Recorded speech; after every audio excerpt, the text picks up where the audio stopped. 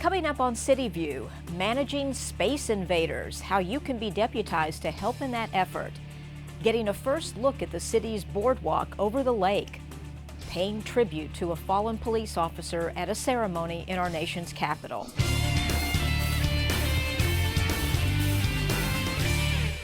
Welcome to CityView. I'm your host, Carol Barish. Recently, the City of Austin's Auditor's Office drew 8 names from an applicant pool of 60 to serve on the first Independent Citizens Redistricting Commission that will draw Austin's City Council geographic boundaries. Those chosen include Magdalena Blanco, Mariano Diaz-Miranda, Rachel Ferris, William Hewitt, Carmen Yanez Pulido, Arthur Lopez, Ana Sainz, Maria Solis. This redistricting commission is charged with drawing the map to form the new 10 geographic city council districts. Once the 8 members are confirmed, its first order of business will be to select the remaining 6 members to complete the 14-member Independent Citizens Redistricting Commission. For meeting times and additional information about the 10-1 process, visit austintexas.gov/10-1. With rich blackland prairie in the east to the rolling hills of the Edwards Plateau in the west, Austin's diverse geography is home to thousands of plant and animal species. Unfortunately, not all of these organisms are beneficial. Austin's natural resources and economy are being degraded by invasive plants. We have developed an invasive species management plan, and now we need your help to implement it. An invasive species, as we've defined in the Invasive Species Management Plan, is one that's non-native and one that causes harm, either economic or it could be environmental harm. And so we've identified 24 of the top invasive species to the Austin area. The plants come in a variety of ways. A lot of these are sold commercially for landscaping, so they're ones that are beautiful and people will recognize. They might have them in their front yard. So we've had several volunteers today say, I've got this in my yard. But what we want to do is provide them with alternatives to that so they could swap out that invasive plant for a native one that has more environmental benefits. The City of Austin was excited to receive a Cities of Service grant, which enabled us to fund 6 trainings. So yeah, just trying to split into equal teams. Volunteers are some of my favorite people and so inspiring because you do have these enthusiastic folks who are willing to come out on their Saturday, give up their time to learn about a species. And so they make change not just by coming out and helping us document what's happening on city-owned property, but they change what's happening in their own yards. And that's where you really see this multiply. I thought I knew a lot about invasive species, and after attending I found out that I don't know very much at all. The great thing about this workshop is that we'll all be going out to the field this summer and working with scientists and really learning how these plants get where they are and the best way to remove them. It's not always just pulling them up, it's not always just poisoning them. So we hope to learn a better way of managing them and controlling them. I just find it interesting. I don't have a science background, I have an art background, so I think that it makes me feel a little smarter sometimes to be able to know this. And I just enjoy plants. I plant gardens, I have a ton of house plants. It's just something that I find extremely interesting. And what about for the patch type? We put polygon. Okay. And then common. Cool. Without them, this would be a daunting task. So we're very pleased to have all of that support from the community. Become a citizen scientist by joining us for a hands-on workshop in early June. You'll spend time with environmental scientists in the field and get an official badge, plus an invasive plant field guide. For more information, visit austintexas.gov/invasive or call 512-974-2446.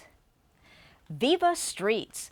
Austin closed down almost 2 miles of East 6th Street to motor vehicles so that the people could enjoy the streets. Well, I'm here in Austin just for the weekend to see if I want to move here and check out the bike culture and check out what's going on here. And I learned about Viva Streets on Facebook, and it sounded like a really cool event. I mean, New York is different from Austin, so this has a more mellow vibe, but there's still a lot of activity going on, and it's fun. Event organizers estimate almost 24,000 people attended this year's event, and planning has started for the next event to happen this fall. More information about the mission of Viva Streets can be found at vivastreetsaustin.org. Event organizers welcome feedback from this May's event or thoughts about future events to occur within the city. Lend us an ear and we'll give you more corn. That was the first ever pun spoken at the O. Henry Pun-Off 36 years ago. You may be asking yourself, what is a pun? Take a listen. I tried to just drive away, but when I reached into my pocket, I realized I'd lost my khakis. So I had to sneaker under the police car while nobody was looking, and then I jumpered onto a moving train coat. There were 500 attendees to the 36th annual O. Henry Pun-Off World Championship, which took place in the backyard of the O. Henry Museum. Each of the 32 contestants competed in 2 events, the Punniest of Show and Punslingers, where they delivered their prepared material within 90 seconds and were judged on their use of puns. I feel great. You know, the crowd is very supportive. They seem very interested in wordplay in general. My only regret is I don't think I completely grasped the distinction between puns and wordplay when I wrote my song. So I do wish I'd crammed a little more in. I think I could have probably gotten even a higher score, but I just wanted to come out here, compete, give my very best, and most importantly, enjoy this awesome event. For more information about the Pun-Off, visit www.punoff.com. And now it's time for this week's City Council update. The Austin City Council authorized an interlocal agreement with the University of Texas Health Science Center to evaluate a healthy-based initiative named Go Austin or Vamos Austin. Location is important in terms of health, so much so that zip codes have been correlated with life expectancy. Council's action approved $50,000 of city funding to go towards the evaluation of the program's initiatives to determine if a comprehensive, community-based intervention will increase physical activity and healthy eating, thereby leading to improved health outcomes in an economically disadvantaged community in Central Texas over a 5-year period. Council also approved an ordinance authorizing the execution of a parkland improvement agreement with the Austin Parks Foundation and C3 Presents to make improvements to the grounds of Auditorium Shores at Town Lake Metropolitan Park. This action allowed the city to accept $3.5 million donation from C3 Presents to help fund the project. The project will include a renovated event space with enhanced recreation opportunities, including a newly designed off-leash dog area, realignment of the trail and irrigation, and new turf grass for the event lawn. Council approved an ordinance amending the city code that has to do with charter services in Austin.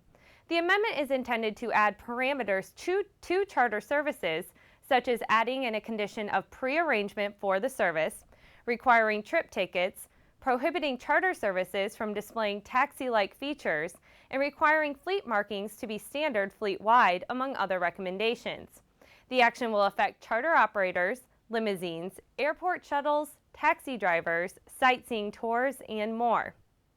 Council also approved a resolution directing the city manager to develop amendments to the city's personnel policies to provide 30 days of paid parental leave to be used during Family and Medical Leave Act leave after all accrued leave is exhausted. It also directs the city manager to develop a paid leave bank for employees requiring time for other family and personal health reasons. This is an effort to continue making Austin a more family-friendly city. Council also conducted a public hearing to get input on the use of underutilized parking on parkland by non-residential businesses. Currently, there are parks in our system that have parking facilities that aren't heavily used during certain hours of the day or week and are located near a non-residential business. Under certain criteria, the Director of Parks and the Recreation Department may recommend the City Council enter into a parking utilization agreement with non-residential businesses. If future plans require a change in use, the City can revoke the agreement at will. In all, Council considered 93 items during their meeting. Their next scheduled meeting is Thursday, June 20th. For CityView, I'm Samantha Park. In recognition of National Public Works Week, there was a media boat tour of the Boardwalk Trail project. The Boardwalk Trail is one of the city's most interesting and eagerly anticipated public works projects. The project will close a 1.1-mile gap in the trail from the east side of the Austin American Statesman Building to International Shores Park. Almost half of the route will be on land, and the remainder will be a boardwalk-type structure over water. When complete, the boardwalk will be an iconic link on the South Shore that connects the growing sections of Southeast Austin to downtown and increases opportunities for outdoor recreation. The project began construction on October 2012 and is expected to be completed by May 2014.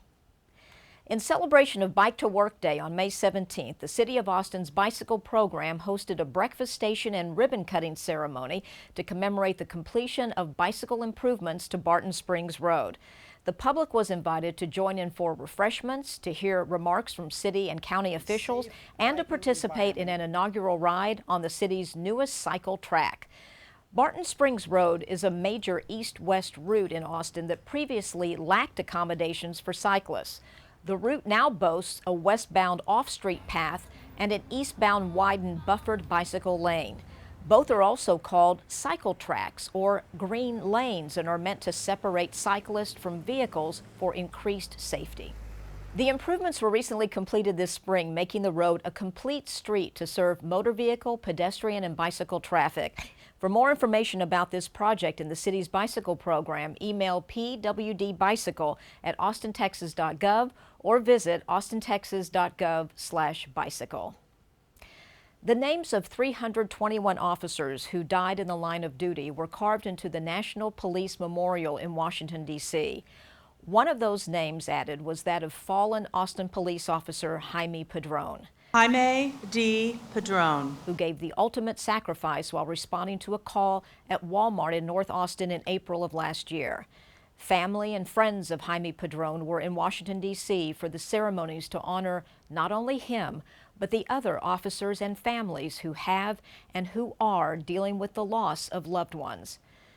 As Officer Padron's name was read from the list of officers who were lost this year in the line of duty, his 2 daughters and an Austin Police Honor Guard member placed a flower in a wreath, which was moved to the police memorial later in the day. President Obama spoke at this year's event, thanking the officers around the nation for the job that they do every day to protect the citizens of our nation. The Padron family says they are starting to come to terms with their loss with the help of others who have gone through similar situations.